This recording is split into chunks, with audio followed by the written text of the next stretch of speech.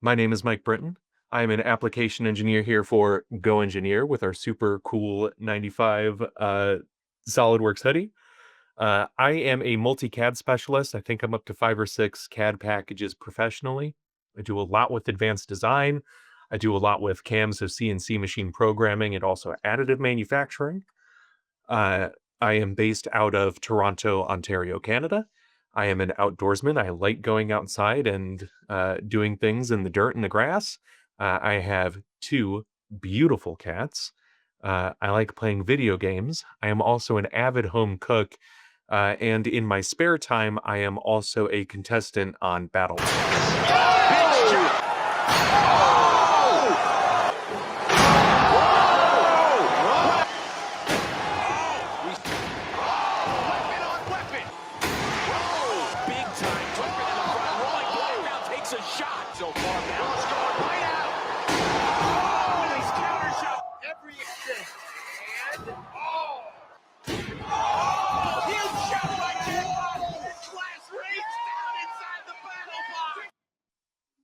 So I was on 2 teams there. GoEngineer also sponsors another team called Whiplash that's on BattleBots. If you want to talk about big robots turning each other into parts of robots, that's a really great time for me. so here at GoEngineer, we do an awful lot. I wear a lot of hats, and we all wear a lot of hats together. Across the United States and Canada, we offer the Dassault System full product line. So if you've heard about products like CATIA for advanced design, Innovia for PDM and PLM, Delmia, Simulia, SolidWorks, we've got it all. We also have a hardware side of the company that I am doing some fun things with. If you are going to be at the Additive Manufacturing User Group next week, you can see me there and bother me in person. And I will be delighted to be bothered by you. We do a lot with industrial 3D printing. So everything that you see there on the left is 3D printed. And we use a variety of processes. We also have a new metal partner called Bright Laser Technologies, and they are unbelievable what they can accomplish. We also do 3D scanning. So if you need to do reverse engineering, or if you've got like a legacy part that you don't have any CAD or drawings for, or I used to do freelancing, so sometimes some maniac needs you to recreate a really blobby, gloopy looking thing. 3D scanning is handy for all of that. So let's get into the meat of it. We're going to cover a lot of ground today. We're going to talk about lattice design. We're going to talk about the tools that enable lattice design. We're going to talk about parts and objects, point solutions versus platform solutions. We'll do a live demo. That's right. I'll be doing 3D experience, live clicks in front of you, and then we'll have a Q&A afterwards. So, why design lattices? Why are we here? 1, it's freaking sweet. The rule of cool absolutely applies to manufacturing. Our slicers usually create our lattices, so why do we even need to bother? Well, there's a lot of great reasons not to leave your part design in the hands of your CAM software, especially as a machinist background. If it comes out of the machine different from how you put it in, it's not quite what you want. So let's talk about intentions, what we get out of actually creating lattices. 1, as you can see from some of the parts in there, we can hollow out parts and we can use minimal structures to support and create stiffer but lighter parts. Heat exchangers are also a very big use case for lattices. Um, in that same kind of vein, we have self-supporting structures. So the lattice design tool that I'm going to show you today does have dedicated buttons for creating heat exchangers. That's with those gyroid shapes. If you do any 3D printing at home, you've probably seen that cool gyroid oscillating pattern inside of your prints. Well, when you create a gyroid, it can create 2 separate fluid domains, so you can use those for heat exchangers. Gyroids are also triply periodic minimal surfaces, so they repeat infinitely in all 3 axes. So their ability to self-support is independent of your print orientation, right? You don't have to know ahead of time how you're going to print something in order for it to be well supported in these areas. Um, that goes along with maximizing surface area and for particular exposure. We also have parametric foam designs, stochastic latticing. We can achieve that in another demo that I'm going to talk about for our visual scripting. So there's a lot of good reasons to use lattices. Less material, stiffer end use parts, and just more surface area to achieve a variety of outcomes. So, kind of circling back, our CAM, our job prep software, frequently creates it. This is a part that I have designed in SolidWorks for my woodworking tools. And that is the gyroid pattern that the slicer for that printer creates. So, for Stratasys, we've got GrabCAD. Third party, we've got like N-top materialized NetFab. However, because the part that your CAM software, that your job prep software is working with is different from the designed part, we don't have a great way to validate that design, right? So a lot of times if you design a part in SolidWorks and then just kind of let your job prep software handle it, all we have for validation is breaking it. And that takes a long time and can be expensive depending on the material that you want to use. My dear friend and BattleBots colleague Brian Adamson always says that 3D printing is the fastest, slowest, best, worst way to make anything, and that's true. CNC machines are very fast, and in a relative sense, 3D printers are not as fast, although they are getting faster all the time. So, we're here. We are designing lattices. We have a lot of great reasons to do it, but also we need to get that lattice generation out of our job prep domain, right? Our CAD solutions, our PDM solutions, our CAM and simulation solutions, we're all trying to get our, single source of truth for our design, the 3D model. And then all the other environments are doing things to or about those 3D models, right? CAM, we are turning large pieces of material into a small piece of material that is that digital represented object. Simulation, we are validating that part before we ever put something out and can, figure out a factor of safety. So 3D experience is Dassault Systems' endeavor to bring all of that into a single source of truth, right? We have design domains, we have manufacturing domains, we have PDM, PLM, lifecycle management domains. And we can now, with this Lattice Designer role, move that lattice design out from the manufacturing domain and into the design domain, which means that we can now run our simulation on there. We can now induce design intent into our parts, right? When we're creating our parts, we don't have to think of so many loops of wall thicknesses, right? We can say that wall is going to be 2 millimeters, end of story. So, how do we get there? I'm sure that I am not the only goofball in here who has tried designing a gyroid inside of SolidWorks or similar software. Um, we are using what are called boundary representation softwares, right? When we're in SolidWorks, when we're in CATIA, when we're in virtually any tool, we are creating a sketch of something and then we are doing a feature to that sketch, right? We have defined edges, and the boundary representations are taking independent formulas and equations that tell what each edge is, where it is, how long it is, and what it's shaped like, and how it connects to all the other surfaces around it, right? So we do a cross section in our sketch to work on the geometry, and our feature determines the topology, but our design tree contains both geometric data and topological data. We're doing something called double bookkeeping, and we're going to touch back on like some shortfalls on that. But BREP is good, right? We think in surfaces and edges, right? We think about, cubes and, how edges are located in space and things like that. In automated manufacturing, so CNC machine programming, it's very easy to program your mill to go around something that is your edge, or for it to be flat along a surface, or even to follow a surface in 3 dimensions, or 4 axes, or 5 simultaneous axes, right? And also at the end of the day, the world revolves on rectangles with holes in them, right? Like, I've made a lot of rectangles with holes in them for, very good purposes, and they did the thing that they were supposed to do. So, in this boundary representation design environment, it's really easy to think about what you want to make, put it down on your screen, and then make that into manufacturable data, right? But designing lattices is really hard. We've got that double bookkeeping. If you look at those two shapes on the right hand side of the screen, they are geometrically different, but topologically the same.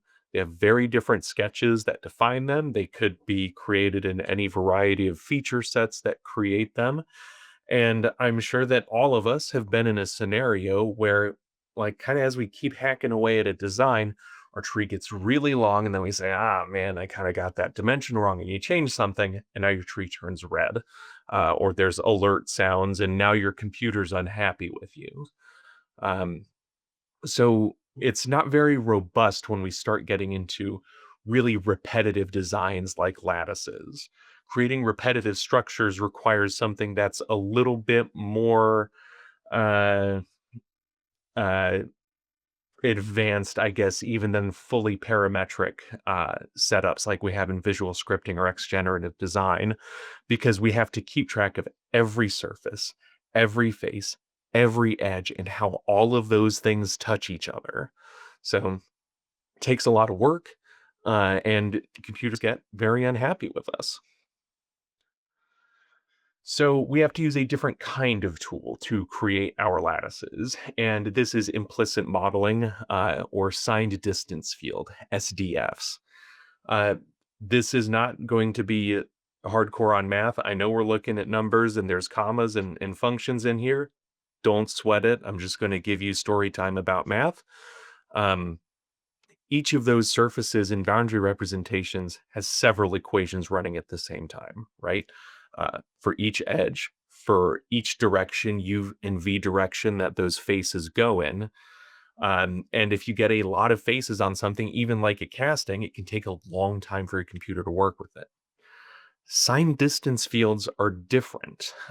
There is just one equation that determines this three-dimensional volume for us, right? And if you need to know if something is inside or outside of that volume, you can choose any coordinate point, run it through the equation. If it has a positive value, it lies outside of your volume. If it has a negative value, it lies inside of your volume. And if it solves to zero, that is on your surface or isosurface of the volume. So now we've substantially reduced the amount of computation that we have to do to represent a shape on our computers, right? And in implicit modeling, designs are fast, wicked fast compared to what we're used to with regular boundary representation. And if you need to add any features, like if we're looking at that picture over there on the right hand side, if I needed to add, a counterbore hole to it, I would just be doing a Boolean operation of two pairs of cylinders, right? I would just remove those from the one equation. It's all just one equation. If I need to zoom in tight and look at some detail, I don't need to discretize anything, right? We've all cranked down the graphical fidelity settings on SolidWorks, right? When you can make a circle look like a hexagon, the circle is still there. It's just the hexagon that's on your screen. That doesn't really happen with BREP models. It's very what you see is what you get. So, what's the catch? Why haven't we just gone into a new world order of signed distance field CAD? They don't have topology in the same way that boundary representation things do, right? It is hard to machine down to a surface when it's not really a surface. It is just a series of coordinates that solve to zero on a formula. Signed distance field volumes also convert well to meshes, right? You just take all your points that you're using to show it on your screen and you turn it into triangular meshes and you're good to go. But if you try and convert it to a NURB surface, non-uniform rational B-splines, that's what SolidWorks, CATIA, all our modern BREP tools run on. If we convert these complex structures back to NURBS BREP volumes, then we're back where we started, right? We haven't solved anything at all except maybe how long it takes to create these shapes. The systematic issue is still there in that our computers hate us when we try and do it.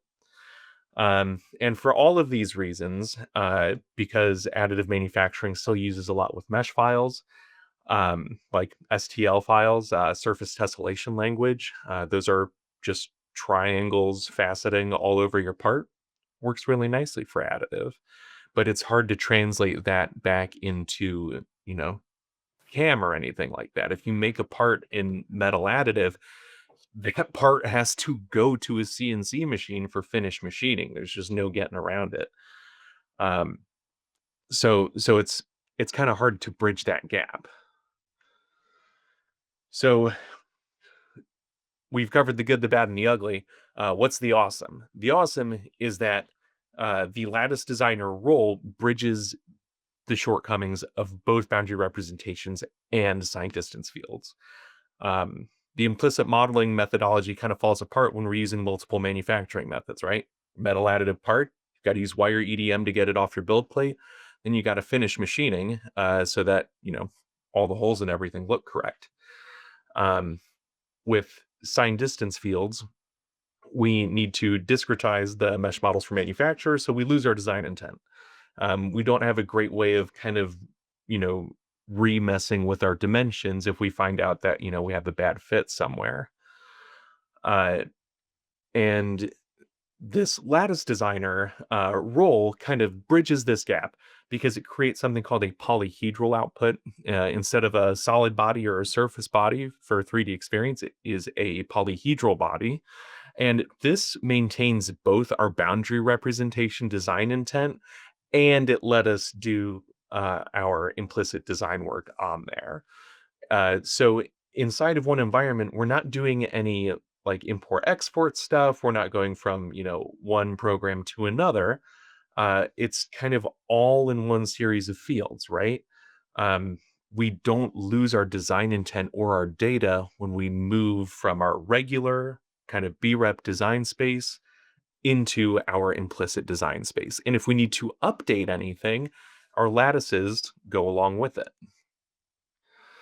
So we've got a solution. Why this solution, though? This section is short and sweet. It's super great.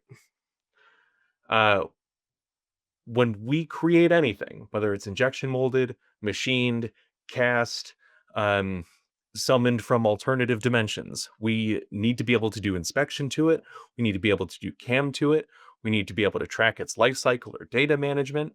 So, why doesn't this level of demand, why wouldn't it apply to additive manufacturing, right? Parts have specifications. We've got a sheet, we've got dimensions, we've got performance characteristics that it has to meet, or else it's no good. Objects have shapes.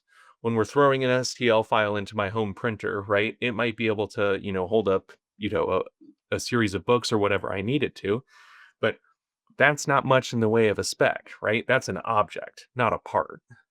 For additive manufacturing, even in industrial cases, it's kind of been hard to make it bridge that gap from object to part. One of our biggest use cases still is for prototypes or visualizations or props and things like that. So the industry is still growing up, but that doesn't mean that we shouldn't have an engineering environment around additive manufacturing. So we're going to swing back to that in this next section, point solutions versus platform solutions. I told you about some really cool stuff. 3D Experience has a really novel approach with Lattice Designer for solving these options, for solving these issues rather, but there's other solutions out there, right? Point solutions. You can just grab one piece of software from one vendor, throw your step file or your CAD file into it. You can get it latticed up and ready for your work, right? Plenty of standalone options. And GoEngineer even has them, right? Materialize magics. That's something that is used to generate a lot of lattices. Even our one of our most recent partners, Formlabs, they do lattice work inside of Preform to lightweight our parts and utilize less material for the inputs. Um, so there are other solutions out there. There's even some other CAD that have lattice design built into their mechanical CAD packages. But even being able to design for additive manufacturing, even with all of these solutions, they don't quite fit into the entire engineering environment that we need. How do you simulate against those? I will not name any competitors, but I do know that a competitor will let you create your own lattices inside of the software or any lattices inside of the software, but you cannot do simulation to it. You're still in your design software, but it permanently degenerates your file, so you can't do any simulation to it. So how do you validate that your additive manufactured part is going to actually, work, right? And then if we have to do any design updates, whether that's just changing a bolt hole size from, metric to imperial or, moving some bolt hole patterns or something like that, we have to start all the way over again. There's no way for our design intent to be maintained when we have to do this import export musical chairs, right? When you create it in your design software, when you bring it into your job prep software, and then you got to tweak it again, and it's just a lot of wasted effort, right? Your time is valuable, my time is valuable. It's the one thing that they're not making any more of for each of us. So, we need to be able to document, inspect, tweak our designs, everything like that. And that brings me back to this. I didn't call out the picture on this slide, but it is really awesome. In SolidWorks X Design, we can pull our latticed parts in and we can do drawings on our latticed parts. Like, that's hard to do. If you try and pull a latticed STL file into drawing software, it's just going to chug. But we can use our polyhedral outputs inside of X drawings to create drawings for it. Um, and Lattice Designer, what I'm going to show you very soon, uh, is just the start, right? This is the entry, and it's really rad. If we wanted to, we could extend its capabilities with mechanical designer roles, with function-driven generative designer, right? We can do FEA tools with Simulia. We could do topological optimization with function-driven generative designer, and then we could get parametric optimization of our lattices with Simulia structural analysis engineer, all inside the same CAD package without any imports or exports. If we wanted to go really wild and, bring in some visual scripting, we can do that with Visual Script Designer. And then we can extend that even further with other roles. If we want to get into job prep, so this has all just been design and simulation, we can get into our Delmia roles with additive manufacturing engineer and powder bed specialist. So this is the starting point, and wherever you have to go next, we have a way to extend out to that. So let's take a look at that starting point. Oop, let's see.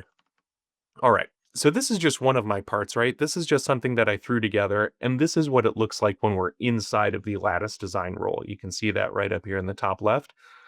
I'm keeping all of my faces and things like that. I could create sketches and do features and things like that. And then inside of here is my entire latticed volume. And I very deliberately designed this part so that it would be a single continuous volume throughout. So we get a lot of control over how our parts are set up as long as we can leverage our own tools for it. This is just another quick one in an assembly. If we make a left-handed part, we need to make a right-handed part of it. Inside of our assembly design software, it's unbelievably speedy to just recreate that. And the same thing happens here. We're keeping all of our topology, all of our BREP parts.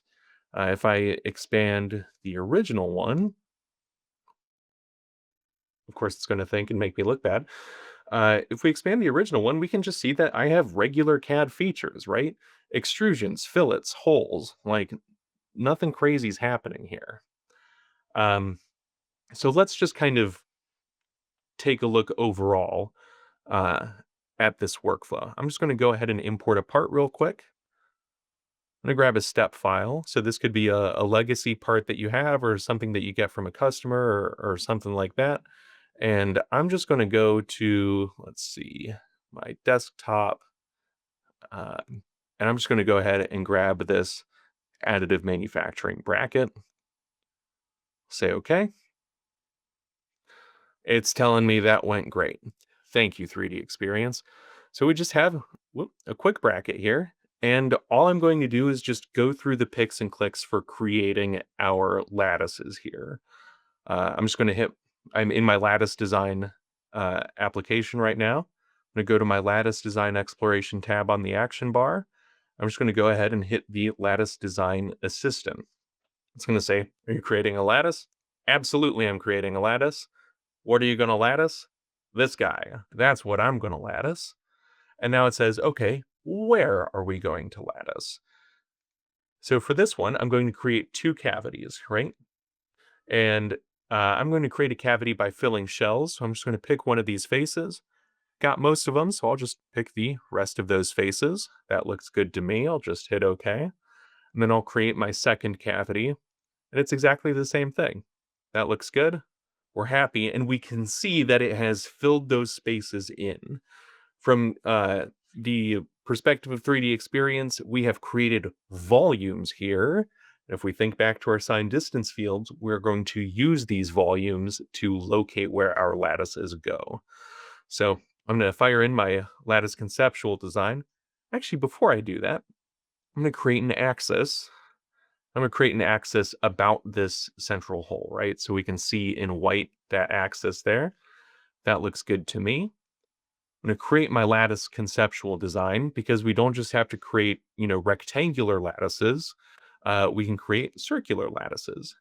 And these circular lattices are going to use the FCC crystal structure, 5 millimeters in size, 1 millimeter.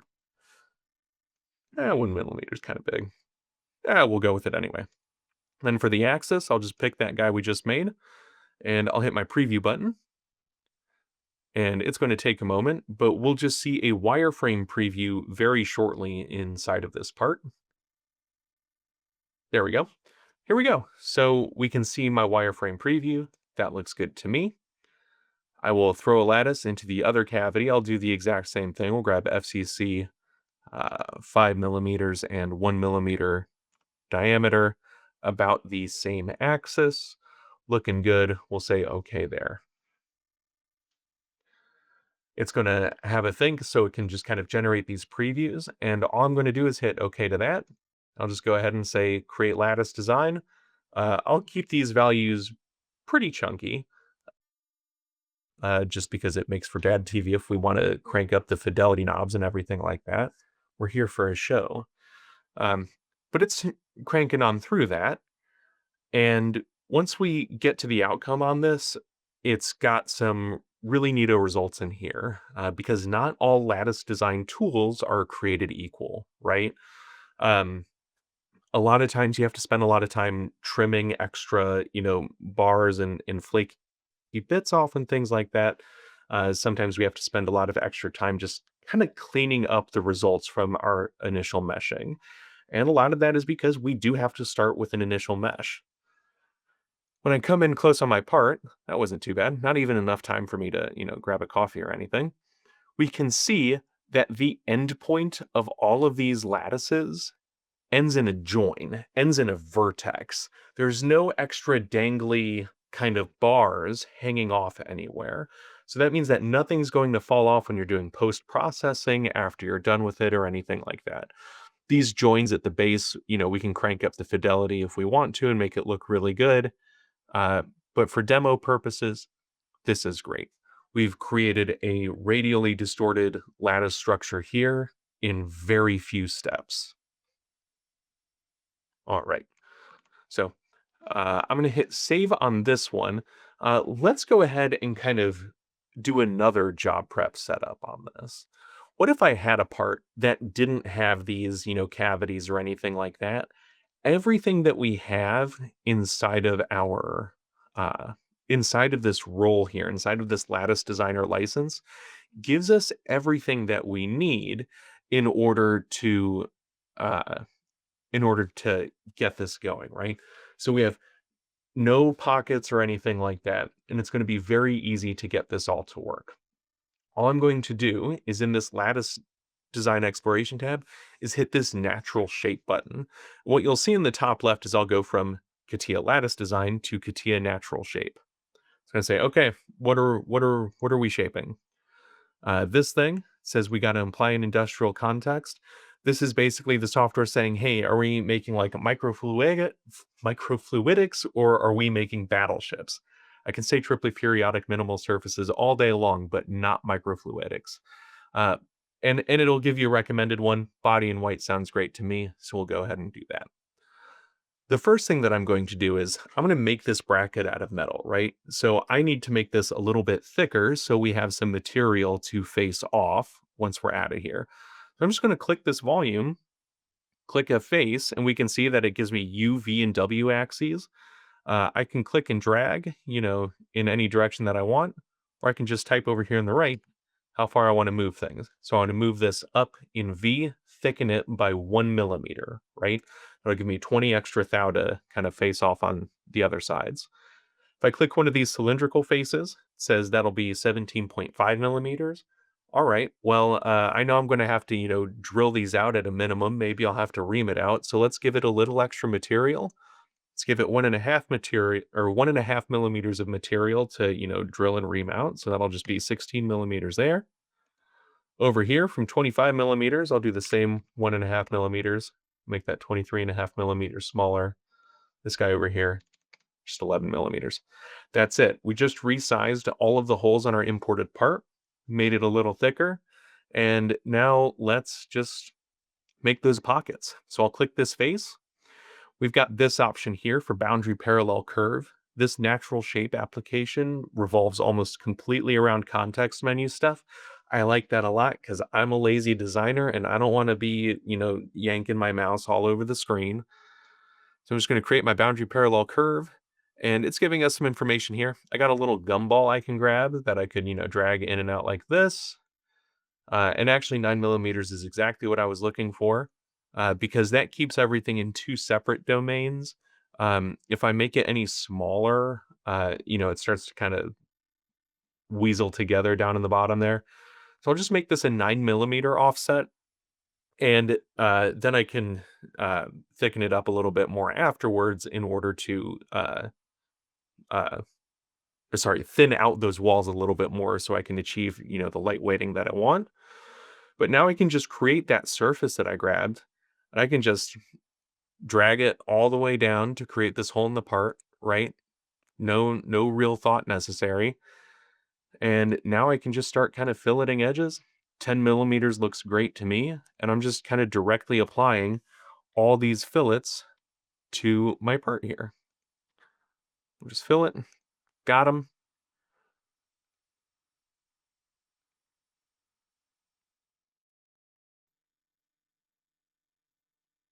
All right. We've got our fillets. Those look good to me. And now I can just kind of move this wall once again. I'm going to move this, let's say -2 millimeters out. There we go. And it just keeps dragging all those tangent edges with it, right? Just going to, oh, I should have been -2. There we go. And I can even do this on these cylindrical faces, right? Except this time it's giving me a radius. I'm going to hold on to that one because we probably don't want to thin out that section too far. But yeah, here we go. That'll be my U axis, so that'll be -2. There we go. And this one will be W again, also -2. So we've got this nice interface to be able to take a legacy part or an imported part from wherever, customer part, client part, and we can get this ready for additive manufacturing. So I'm just going to go ahead and hit this exit app button down here, and we can go ahead and do exactly the same thing. It's dropped me back into Lattice Design. I'll save because it's been a few minutes. And we'll just go ahead and fire right back on through. We're just going to do exactly what we did last time. This time I'm just going to have to choose from the selections that it's giving me to what I just ran through the natural design application. We'll create our cavities. So we're filling shells. Grab that one there. Grab this one here. Looking good. And for the conceptual design, we'll just do exactly the same. FCC 5 millimeters by 1 millimeter. The axis, always forget the axis. That's all right. We can just drop that right in there. Axis looks good. And now we can go ahead right back where we were. FCC 5x1, and my axis will be there. Say okay. And that's it. It's just exactly what we were going through the first time around. So we've got a lot of really great material here, both from a job prep perspective and from just overall usability, right? All right. So this is all looking pretty good to me. Uh, we'll let this kind of run through and it'll keep thinking exact same graphical settings and all that. Um, anything in the Q and A? Nothing yet. That's all right. I'm gonna poke around at a couple more things in here. If you guys have any questions that are bubbling up, please do throw those in that Q and A tab. There we go. All right. So we've recreated our part. That looks exactly the same as the last part that we did. The last thing that I want to show you is something that I want to kind of tease for a future presentation, right? Or if you're going to be at AMUG next week, you can chat my ear off about this because I'm going to be bringing this demo set. This is uh, hot out the kitchen. I'm just going to double click this design sequence. Our additive manufacturing tools come in a lot of different varieties. And this is a visual scripting. I'll jump over to visual scripting. It kept me in Lattice Design because Lattice Design and visual scripting talk to each other. We can see that the application has changed. We've got a workflow that just kind of automatically creates an orthotic around a scan of a hand or a body part. And more importantly, we can see that there's a little bit of interference happening here. Um, when that output is done, it creates a subdivision surface model of that part. So if you see interferences like that, you can pull it into something like X shape, click and drag the appropriate vertices and faces and things like that, and you're golden. The modeling environment for this looks a little bit different from what we're used to inside of SolidWorks, CATIA, what have you. Uh, it's my favorite. It looks like this. This is my bowl of spaghetti uh, of various nodes that creates this type of thing. This is the modeling environment in which we would create stochastic lattices, so digital foam, that type of thing, all node based. It's really exciting. It gives you a lot of direct parametric control beyond just what our regular kind of feature trees give us, and we can just kind of see how many routes and reuses and things like that everything inside of here gets. Um, so if you're interested in that, in our visual scripting tools, whether it's X Generative Design, which lives in your web browser, very neato. This whole thing can be done in the web browser, by the way, or on desktop to talk with Lattice Designer, uh, or if you just want to chat about, cool shapes, parts, objects, 3D printing, CNC machining, I'm your guy.